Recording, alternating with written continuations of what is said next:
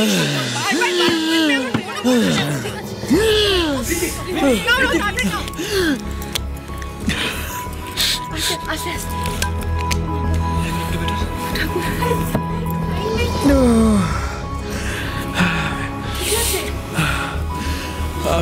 ঠিক আছে। ওই তখন সাংবাদিকতে গিয়ে অনেকক্ষণ দম আটকে ছিলাম তো, তাই। তোমরা সবাই বাইরে যাও না, কম্পিটিশন হচ্ছে। এখানে ঘড়ি তো আছে না, আমি ঠিক হয়ে যাবো। ভালো, আমরা বাইরে যাই, বরং ঘরে একটু রেস্ট নিই। হ্যাঁ দিদি, রেস্ট না। চলো এসো এসো বাবা, এসো। খড়ি তুমি ওকে নিয়ে পড়ে এসো।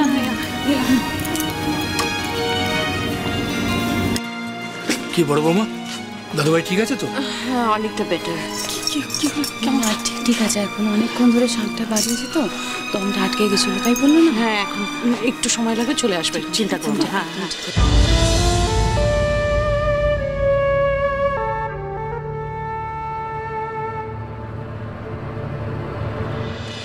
জলটা খেয়ে ঠিক লাগছে? আমার নিজের ওপর এত রাগ হচ্ছে না, আমার জন্যই আপনার এটা হলো। আপনার এত শরীর খারাপ, আমি কি করে ভুলে গেলাম। আমি যদি আপনাকে জোর না করতাম, এসব সংগঠনকে আপনাকে বাজাতে হতো না, আর এতটা শরীর খারাপ হতো না। কি যে ছেলে মানুষ আমি করি না মাঝে মাঝে। আচ্ছা, আপনি নিজেকে কেন ব্লেম করছেন? আমি তো ঠিক আছি নাকি? আর এমনিতেও গত 5 বছর ধরে এই রোগটা আমার জীবনের অংশ হয়ে দাঁড়িয়েছে।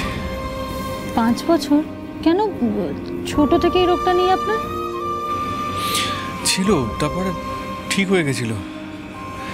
তারপরে এই 5 বছর আগে থেকে এই রোগটা খুব ইন্টেন্স হয়ে গেছে।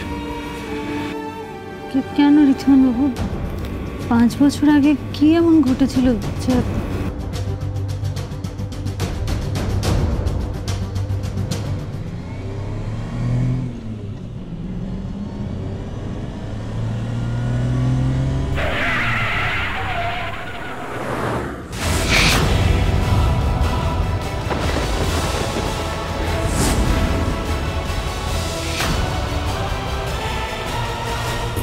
কি হলো? আপনার কি আবার শরীর খারাপ লাগছে?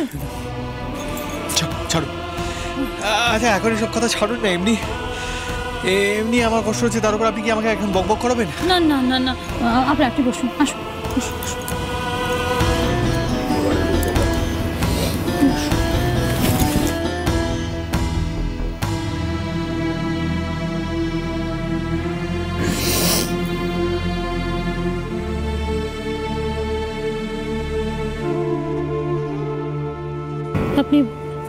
আপনি এত বাড়াবাড়ি কেন করতে গেলেন? জানেন যখন আপনার নিঃশ্বাসের এত কষ্ট হয়, তখন কি দরকার ছিল শঙ্খ বাজানোর? ঋদ্ধিমান সিংহ রায় হরির মনের কথা জানতে গিয়ে সব কিছু করতে পারে। এই কম্পিটিশনটা তো কিছুই না।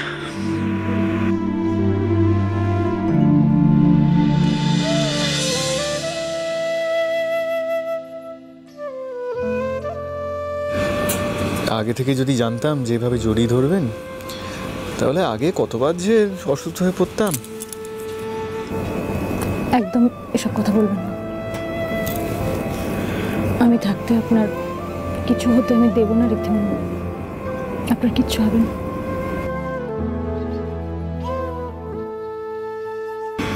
শুধু কি এভাবে ফ্রিজ হয়ে থাকবেন নাকি কিছু বলবেন?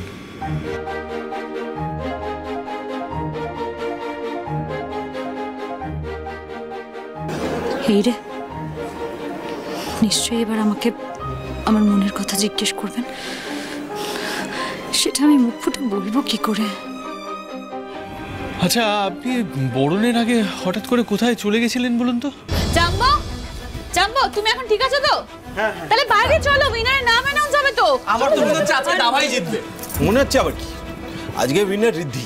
তাহলে তো খুব ভালো কথা, ট্রফি হাতে ছবি তুলতে হবে। চলো চলো চলো। আরে না, বলছি যে কি দরকার আবার ওনার বাইরে যাওয়ার? আপনার তো শরীরটা খারাপ লাগছিল, আপনি একটু এখানেই রেস্ট নিন না। না, কেন এখানে থাকবো কেন? এত কষ্ট করে কম্পিটিশনে প্র্যাকটিস করলাম, তারপরে কম্পিটিশন করলাম, করতে করতে তো শ্বাস উঠে যাচ্ছিল। যাবো না, রেজাল্ট জানতে হবে না? হ্যাঁ, চলো।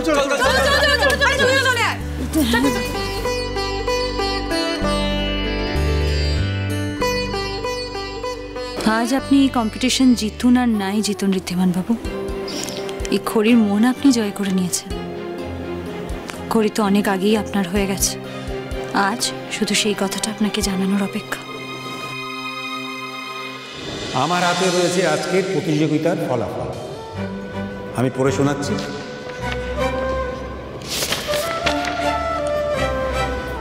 সেকেন্ড রানার আপ আমার জামাই রাহুল।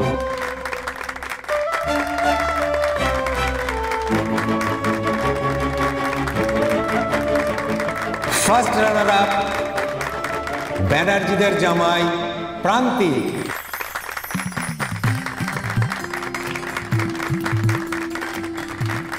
যা, সেকেন্ড হয়ে গেলাম।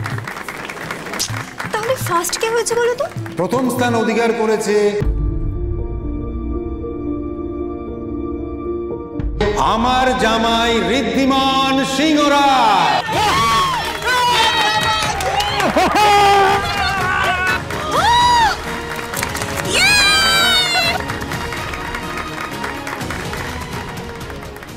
এইবার শুরু করব প্রাইজ ডিস্ট্রিবিউশন।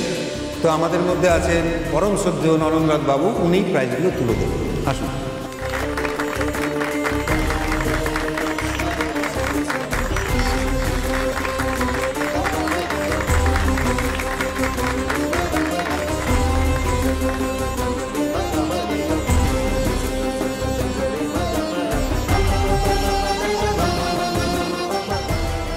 প্রাইজটা নিতে যাবে? Right right.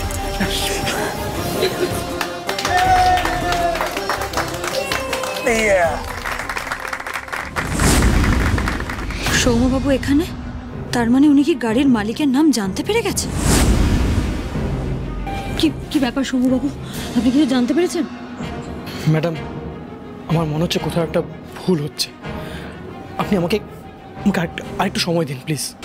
ভুল হচ্ছে মানে? ভুল কি? আপনি বলুন না।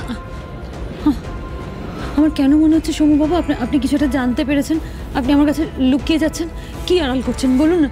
আমার জেঠুকে যে গাড়ি চাপা দিচ্ছে তার নামটা জানতে পেরেছেন আপনি, বলুন না। আচ্ছা, আপনি হঠাৎ উঠে গিয়ে ওরকম শঙ্খ বাজাতে গেলেন কেন? আপনি না এই পাড়ার জামাই, আর আপনি না শঙ্খ বাজাতে পারেন। ঠিক আছে, পরের বছর আমি জামাইও হব আর শঙ্খও বাজাবো।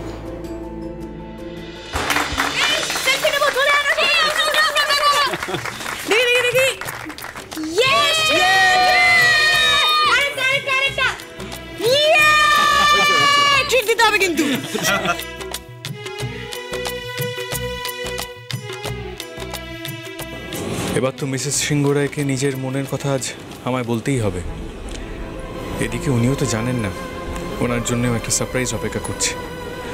কিন্তু সেটা দেবো কি করে? আবার কোথায় যে চলে গেলেন উনি। দেখুন সৌম্যবাবু, আপনি কিন্তু একজন পুলিশ অফিসার। আইনের রক্ষা করা, সত্যের রক্ষা করাটা কিন্তু আপনার কর্তব্য। আজ বিজয়া দশমীর দিনে আমি সত্যিটা জানবই। বলুন, কে আমার জেঠুকে গাড়ি চাপা দিয়েছিল? কার গাড়ি ছিল? কে টাকার জোরে কেসটা ধামা চাপা দিয়েছে? বলুন। সত্যিটা আপনি মেনে নিতে পারবেন না। মেনে নিতে পারবো না? আমি সব মেনে নিতে পারবো, আমি সব মানতে পারবো। আমার জেঠু আমার কাছে ভগবানের মতো। শোনো বাবা, আপনি বুঝতে পারছেন না যে আমার জেঠুকে গাড়ি চাপা দিয়েছে, টাকার জোরে কেসটা ওইভাবে ধামা চাপা দিয়ে দিয়েছে, তাকে আমি নিজের হাতে শাস্তি দিতে চাই। আপনি বলুন, আপনি নামটা বলুন। খড়ি কোথায়? খড়িকে দেখছি না। হ্যাঁ খড়ি, খড়ি, আরে কোথায় গেলে? বিসর্জনের জন্য রেডি হতে হবে তো। হ্যাঁ মা, আসছি, এক্ষুনি আসছি। যদি বলি অপরাধী আপনার খুব কাছের মানুষ। কে?